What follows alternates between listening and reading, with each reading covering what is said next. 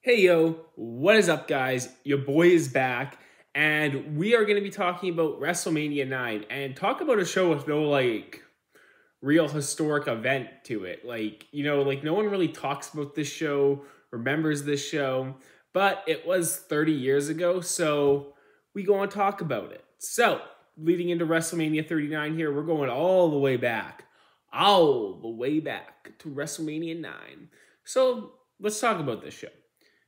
I don't really have any outside of when I used to watch old matches and stuff when I was younger. My only real prevalence to the show was that I watched the Shawn Michaels versus Tatanka match and the Undertaker versus Great Gonzalez match, and I think I watched the Bret Hart versus Yokozuna match once. So starting off with the match that opened the show, Shawn Michaels versus Tatanka for the Intercontinental Championship. Now, this is widely regarded as the best match on the show, and that, but they kind of consider it on the weaker end of Shawn Michaels' WrestleMania matches, which kind of seeing what he's done in the later years, it's kind of easy to see why you would say that.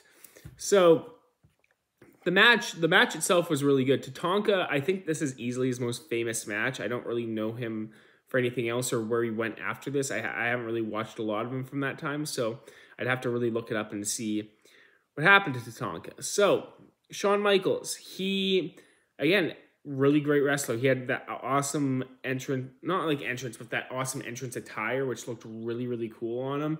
He always had really cool attire, but again, this is just another example where, sorry guys, tired. Is that Shawn Michaels had really sick attire. So Tatanka, he was, again, this is kind of a stronger guy versus the quicker, faster guy, slicker heel type match where Tatanka would win all the little outbursts, and Shawn Michaels would try to use a little move to get out of the way, and he would, for example, he'd come up with a really interesting roll-ups, like he did the one where he jumped off the ropes, caught Tatanka, rolled him up for a victory roll, and that one was really cool. Or there was the one where he kind of did the leg scissors off the top ropes into the pin, but was unsuccessful. And he did that, and what else did Tatanka do? Yeah, he just really, that was kind of all the match was, and he worked over Shawn Michaels' arm. And yeah, and that was really the match. The match had a really weird ending where Shawn Michaels hit a Shawn Michaels, he ends up outside the ring. Then you don't even realize the ref's counting, and apparently he gets counted out. Next thing you know, Shawn Michaels is back in the ring. Tatanka pins him, and that's the match. That was it. He pinned him. Not really pinned him. The ref called the match off, but it was called an count out, which was really weird and bizarre. And apparently the show is just littered with a lot of these type of non-finishes and stuff like that. So obviously, if the next match we're going to talk about, so yeah, I should say that was a really good match from Tatanka and Shawn Michaels, but yeah, you can see why it's on the weaker end, but it was considered the best match on the show, so that's all really cool. So yeah, would I recommend watching it? Yeah, it's a good match. It's a Shawn Michaels WrestleMania match, so of course, watch it. Next up, we have Undertaker versus the Great Gonzalez. Now, on the opposite end of the spectrum, this is considered to be one of the worst matches in WrestleMania history. So Undertaker, Great Gonzalez comes out and he's just towering over everyone. He's like 7'7", just an absolute giant of a human being. And the Undertaker comes out with that cool ass entrance where he's getting pulled to the ring and there's the crow, and it looked really, really cool. So the match kind of starts. Undertaker just tries fighting him pretty much because what else are you going to do? The guy's that much bigger than you. I think the highlight of the match was Undertaker hitting Old School off the top rope. And yeah, it wasn't really much else to say. Gonzalez just kind of punched the Undertaker and clubbed him, hit him with clubs, and they kind of brawled on the outside of the ring. And then Great Gonzalez uses chloroform. I am really, really sorry, guys. I am really tired. Uses chloroform and makes the Undertaker pass out, and then the ref calls for the bell. yeah, the match was only like 7 minutes. I don't really think there was really much else to say about it. I mean, it was kind of cool seeing them like come face to face and stuff, which was a cool like spectacle. Again, a spectacle match, as I mentioned in my last video. Um, was this so? Yeah, there's nothing really to say about it. It was it the worst match ever? There wasn't like anything too god awful about. I mean, they kind of just stick to hitting each other, so can't really complain there. But was there anything great or memorable about the match? Not really. So kind of sucks in that regard, and as a stupid ending where it kind of tarnishes the Undertaker's streak. But whatever, a win's a win. So we'll call it in the win column.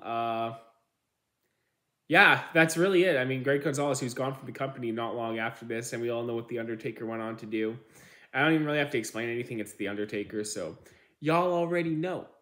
All right, main event time. And here's where the problems begin. Not with the main event so much. Yokozuna comes out. Bret Hart comes out. They have their match. This is a pretty cool match. Bret Hart, it was kind of cool. The start of it where like Yokozuna's in like his sumo stance and Bret's over there looking like, you can tell Bret was like ready to give it everything he had. And he runs and drop kicks him in the corner. And yeah, and he starts trying to work over Yokozuna. He kind of catches him in the ropes. He like grabs his rope, gets his foot caught in the ropes. And he jumps over and splashes on Yokozuna. And just, yeah, Bret was really trying to get for the hot start till Yokozuna eventually took over, beat down Bret Hart for most of the match. Bret makes his comeback. He gets him the sharpshooter. And yeah, Bret, he's like jumping off the top rope because what else are you going to do? You got to keep the big man down. And finally, Bret gets him in the sharpshooter. I want to say it's Mr. Fuji through whatever salt in Bret Hart's eyes. And then Bret collapses to the mat and Yokozuna pins him and wins his first world championship. Yes, Yokozuna was a world champion, and most people don't even know that. He is part of the Anoa family tree, so naturally those guys, they get that world title like it's candy, baby. So yeah, there was that. And then moving on, Hulk Hogan comes out and Yokozuna then challenges Hulk Hogan to a match.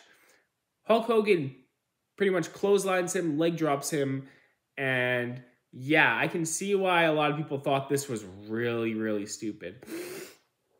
Because what? Like I just thought it was really dumb. I was like putting I don't know, like it just was dumb. Like, why would you challenge him to a match? And then where's like whatever. It was just not. I know a lot of people, they did not like the end to this, and it was really stupid. There's probably a lot of people from that time who apparently thought it was stupid, and apparently they didn't really like Hulk Hogan after this very much. So yeah, that's really all there is to say about this show. The show had those are kind of the big matches on the show. So yeah, weird endings to matches. Nothing really stand out or memorable. Honestly, I'm trying to be as positive as I can with this. There's not a lot to say about this, and that's kind of why I see why no one talks about it. It had like a cool Greek theme to the show that was pretty neat, and outside of it, there was nothing really about this show that was so unique or special. Outside of I don't think is it better than WrestleMania 8? Is it better than WrestleMania 3? No. And that's not like the biggest dealio in the world, whether or not it's better than those ones. But did it really move things forward? Probably not. Did it make a lot of money? Probably. But yeah, this is kind of like the whole end of an era, really. Like the Hulk Hogan era really just ended after this. Like he was gone from the company. He was in WCW the next year. I know that. And Hulk Hogan he loses it to Yokozuna at King of the Ring.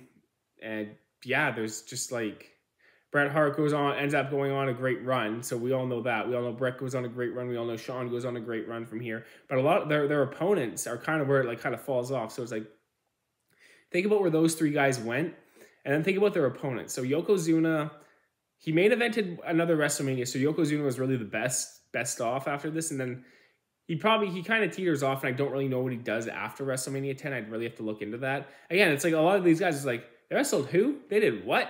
And you just never know what happened to any of these guys after. Like, Great Gonzalez was gone from the company within like the next few months after this. So this whole thing was just kind of strange. But then, you know, like, what did Undertaker do like the next year? Like, what did Undertaker do after this? Well, he was he on WrestleMania 10? Yeah, I think he wrestled King Kong Bundy. Yeah. Anyways, well, the Undertaker, you know, he goes on to win the World Championship in 97. He has that great feud with Mankind in 96. So that happened. Shawn Michaels, great ladder match the next year. Great ladder match the year after that. And then he had his great run in 96. So it's like this was all just building for these guys. I believe Shawn actually challenged Bret for the title the following year at Survivor Series. So, or was it the year before? Yeah, the year prior, Shawn Michaels already challenged for the World Championship. So, yeah, WrestleMania 9. Thumbs down. Sorry, there's no other real way to put it. I don't really know what else to say about this show. Anyways, let me know what you guys thought. I'll be back to talking about more modern wrestling probably here in a couple days. So stay tuned for that. I got a vlog coming up. And yeah, peace out, guys.